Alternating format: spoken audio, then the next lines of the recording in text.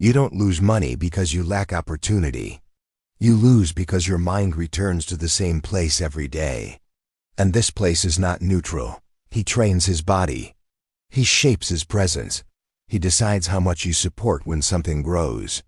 It's not the occasional thought that defines your financial destiny. It's a thought that appears uninvited. When nobody's looking. When something goes right. When something threatens to change. There, the game is already decided. Therefore, prosperity does not respond to desire. She responds to repetition. And this is exactly where it all begins. Most people believe that money is a direct consequence of external opportunities. Most people believe that money is a direct consequence of external opportunities. Prosperity depends on luck, connections, timing, or accumulated effort. This belief seems logical. And that's exactly why it keeps so many people stuck at the same level. Because financial destiny doesn't begin outside. It begins with what is repeated inside.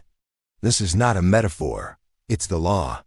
What returns to your mind every day returns multiplied to your life, not as punishment, as a continuation. Recurring thoughts are not just ideas. They are silent commands. They train their bodies. They shape the nervous system. They define how much you sustain or lose when something grows. You don't live what you think occasionally. You live what you think automatically. This is the point that almost no one notices. The conscious mind believes it decides. But the standard is what governs. And the pattern is born from repetition, that which you think without realizing it. That which arises when you're not policing yourself. That which appears when something goes right, and when something goes wrong. That's where your financial destiny is being written. Many people say they want abundance. But his recurring thoughts tell a different story. Stories of excessive caution, out of fear of losing, expectations of scarcity. Under constant vigilance, the body learns this, and the body responds. A nervous system trained to expect loss cannot sustain gain.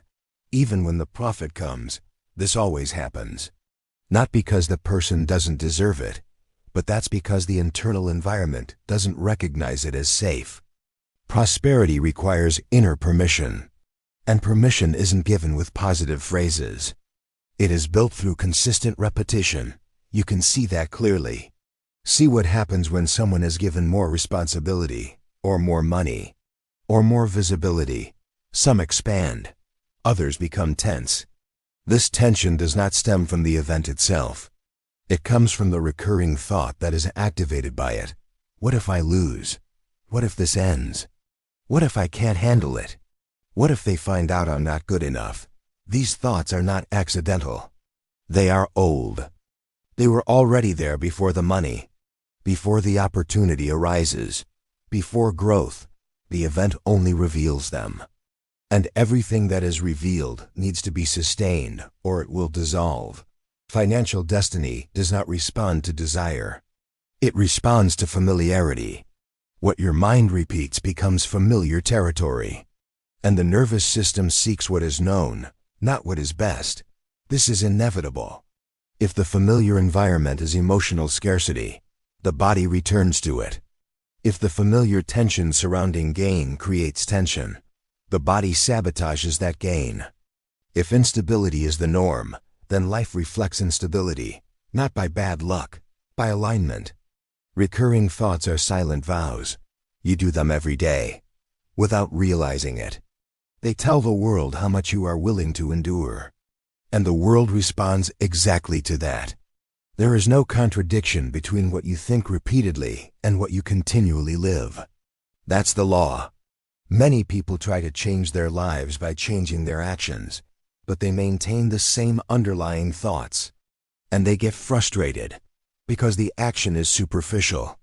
The pattern is profound. The standard determines the ceiling.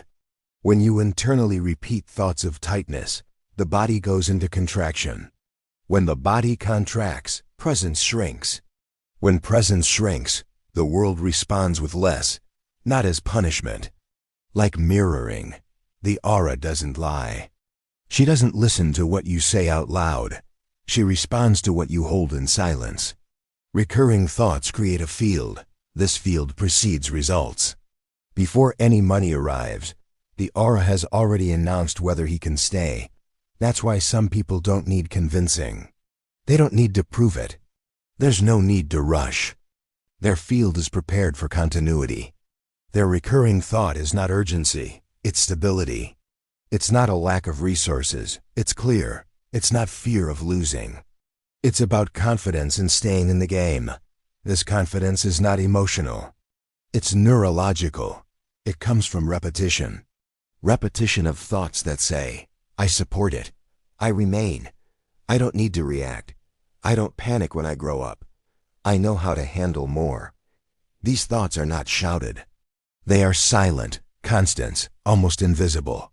But the body recognizes them. And the body, when it recognizes safety, allows expansion. Prosperity doesn't thrive in tense environments. It doesn't fixate on hyper-alert nervous systems. She doesn't stay where there's a constant fear of falling. It always works like this. External discourse doesn't matter. Regardless of the stated intention, what matters is the recurring thought. The real question isn't, what do you want? It's what your mind repeats when nobody's looking. There lies destiny. If your mind constantly reverts to excessive control, life shrinks. If you return to doubt, life hesitates. If it reverts to self-depreciation, the value decreases. Not because the world judges, but why do you answer? The world doesn't think, he reflects. And it reflects the dominant pattern. Recurring thoughts are invisible training exercises. They train the inner posture with which you present yourself to life. A tense posture asks for little. A calm demeanor provides more support. A mind that constantly repeats scarcity cannot tolerate abundance. A mind that repeats stability becomes a safe place for gain.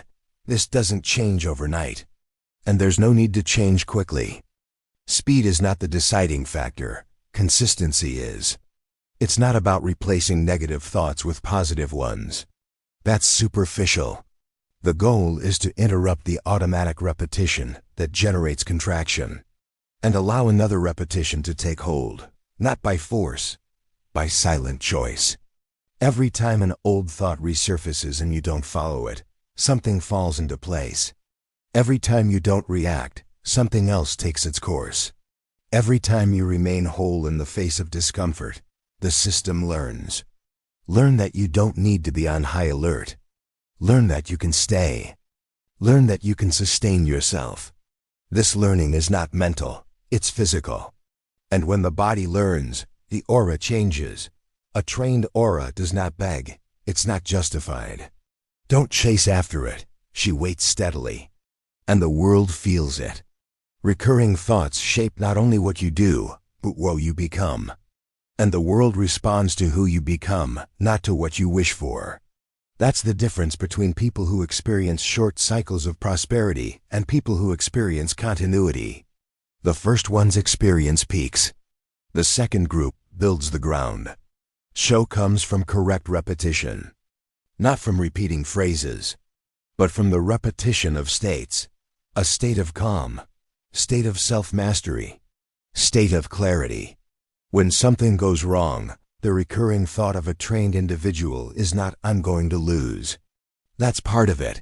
When something goes right, the recurring thought isn't, this is going to end. It's, I know how to handle this. That difference is everything. She makes the decisions. She defines posture. She defines presence. And presence is valuable. You don't need to convince the world of your worth. The world notices. You can tell by the rhythm. You can tell by the silence. You can tell by the absence of despair. This cannot be taught. It is installed. And it takes hold through correct repetition. Conscious repetition is not empty affirmation. It is permanence. It's about staying when the impulse is to run away. It's about breathing when the impulse is to react. It's about not explaining yourself when the impulse is to justify yourself. These micro moments shape destiny, more than just big decisions, because they train the pattern, and the standard governs. Money follows patterns. Opportunities follow patterns. Relationships follow patterns. Nothing escapes. When your recurring thoughts become stable, your life becomes predictably prosperous, not in the sense of boredom, but in the sense of security. Security is an attractive feature. Insecurity repels. That's the law, and this law never fails. You don't need to fight against your thoughts. You need to stop feeding them. What you feed grows stronger. What you let slip away dissolves. Over time, the mind learns another way and goes on to repeat it. This new path creates a different identity. An identity that doesn't panic. Someone who doesn't negotiate out of fear. That which does not diminish. This identity doesn't speak to success. She ends success in an internal state. And the world responds. Effortless. No rush. Without noise. Because when the recurring thought changes, the signal changes. And when the signal changes, the response is inevitable. This is not hope. It's mechanical. Recurring thoughts shape your financial destiny because they shape who you are when no one is watching. And who you are in that space defines what can remain in your life. Not what arrives. What remains. Feeling this now, something is already falling into place.